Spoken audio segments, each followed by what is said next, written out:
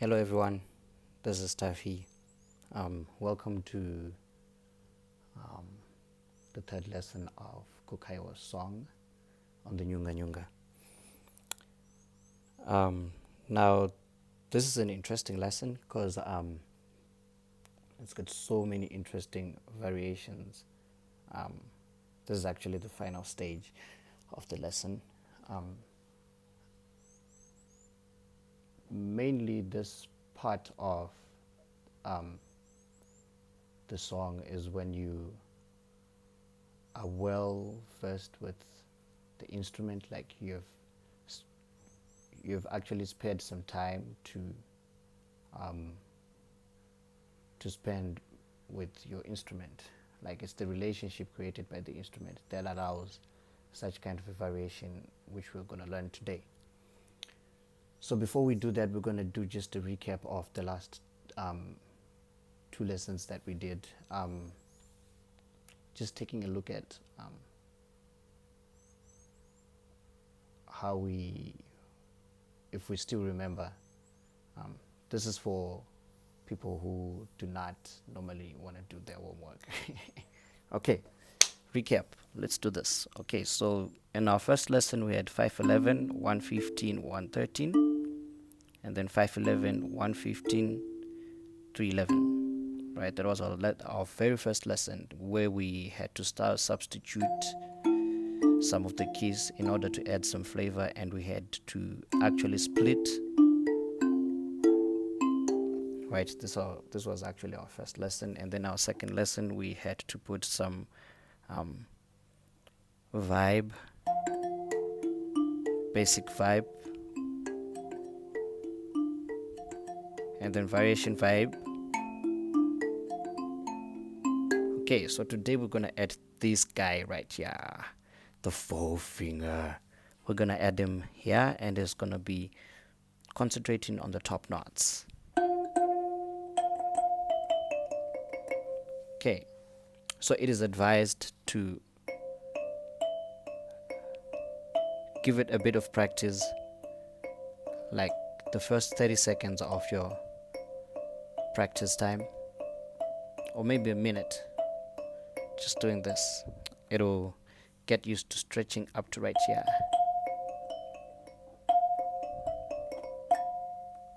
That would be so cool.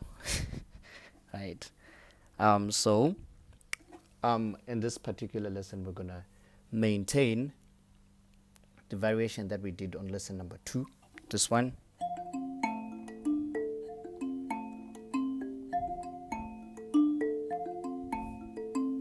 But then we're gonna add this one such that whenever this one is not playing, this one will be playing. Something like this.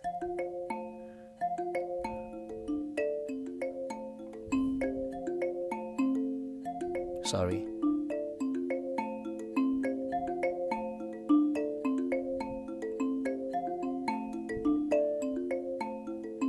Okay, so I'm gonna take this really slow, because as you can see, the way that I've just played, you might not get it fully unless if you repeat the video over and over again, of which that's pretty monotonous. We don't want to do that. Okay, so step 1. So you remember when we were talking about in our first lesson, I talked to you about how this instrument, some people might not be able to read. Some people might like to read number notation. Some people might be able to read number notation. Now, for this particular instrument, like the mbira, any type of mbira actually in Zimbabwe, most mbira players learned how to play this instrument through seeing what was being played by the person next to them or an elderly person. They would just sit and watch, listen, and they would actually get it, and they would try and practice and do what their learners were doing, and we get a number of musicians from there. So in this particular stage, it's mainly focused on you watching than wanting to read the staff notation. So people should like be versatile. In other words, like if there is no paper, then does it mean that you're not going to be playing? Doesn't make any sense. Okay, so taking it slow, this song, remember last lesson,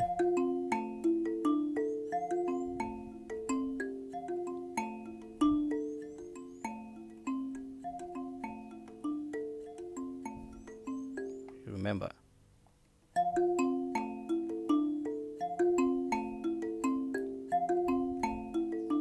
1 2 3, 1 2 3, 1 2 3, 1 2 3, 1 2 3, 1 2 3, 1 2 3, 1 2 3, 1 2 3. Okay, so now we're gonna add this guy right here. This guy is substituting this guy. Instead of, we are going like, okay, we play a chord at the end of that one.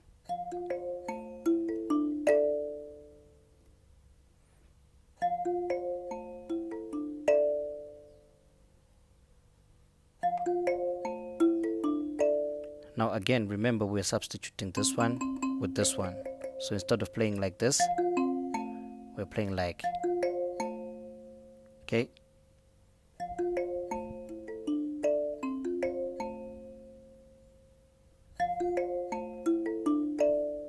and then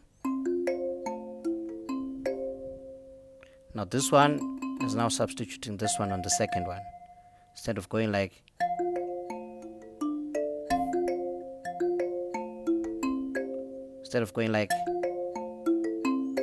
we are now going like, okay, that's the second one. So sorry,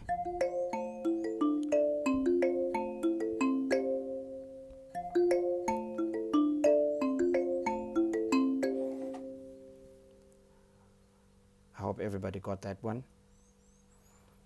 We're gonna try this one more time just to make sure everybody has it.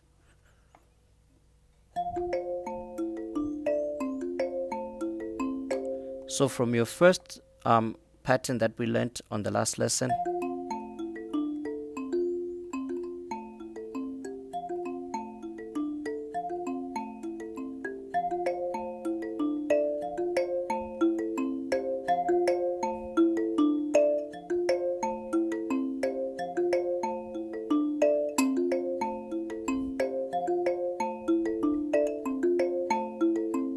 now, as you may have seen on what I've just played right now, you might have recognized that there are times that I'm playing like this, or sometimes I'm playing it like this, meaning on the second bar of this phrase, I am switching these two. The other one, I might start with this and finish with this one. The second one, I might start with this and finish with that one, like this.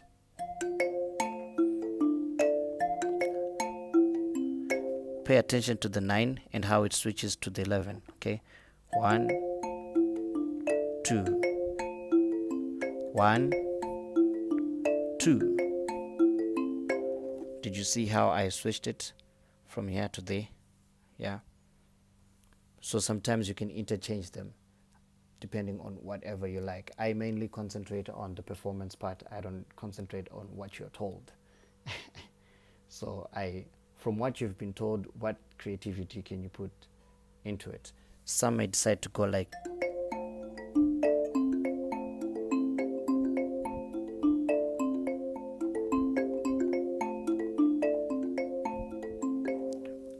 there's nothing really difficult about this, because I just decided to maintain this key instead of playing this key or interchanging them. It's just like when I want to use this key and I don't want to use that key. This is according to the performer. Like, put some creativity of your own into the instrument.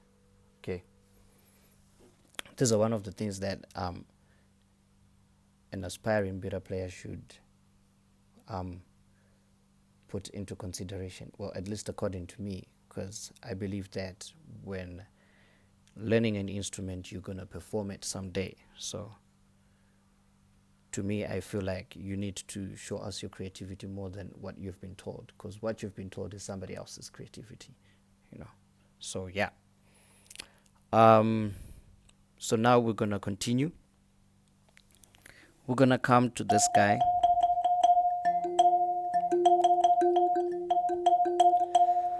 So remember this. So now we're gonna do this.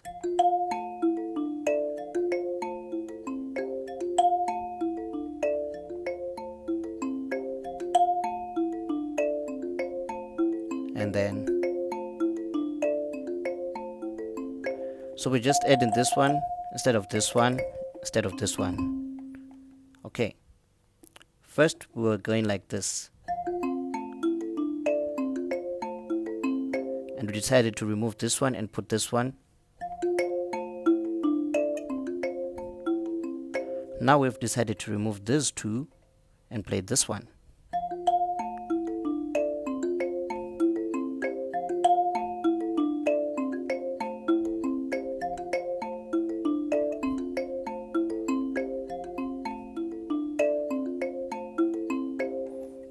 Alright, I'm going to take it really slowly again this time, so that you can see how I was doing it. So I'm going to do one cycle per each phrase, okay, and down I'll be changing them. Now I'm changing. Did you see that? Now I'm changing again.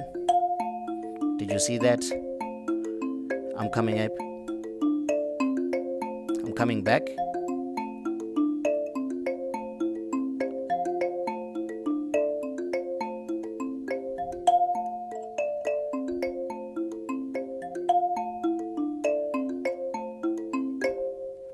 Alright.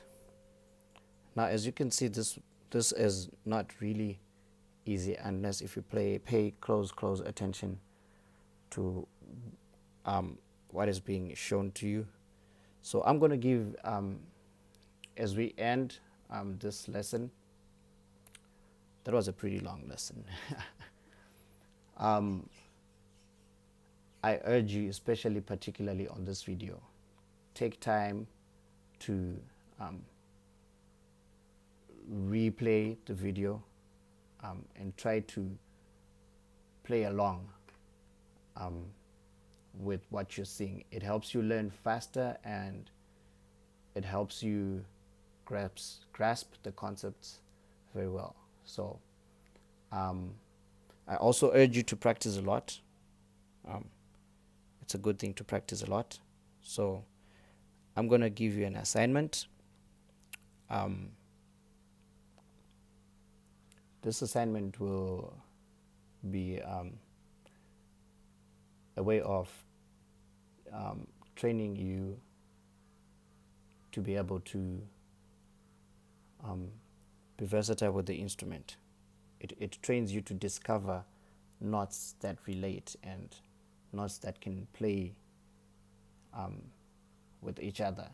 This really boosts up your creativity when it comes to this instrument. Okay, so I need to see if I'm able to do a follow-up on you. That'll be fine. If you allow me to do a follow-up on you, that'll be fine. I need to see people giving me some new stuff from what they have learned from these three. I need people to give me new stuff, like something that you just thought this can actually relate. I need to hear that, to hear your side of creativity. I think that would be actually cool, just in case some of you I might able to jam with you guys. I'm available for jamming, by the way. If you want me to jam with you guys, it would actually bring a good sound. Okay, thank you so much, guys, for joining me on this lesson. It's been a good one, pretty long, but good. I really liked it, and I hope you did too. Stay safe.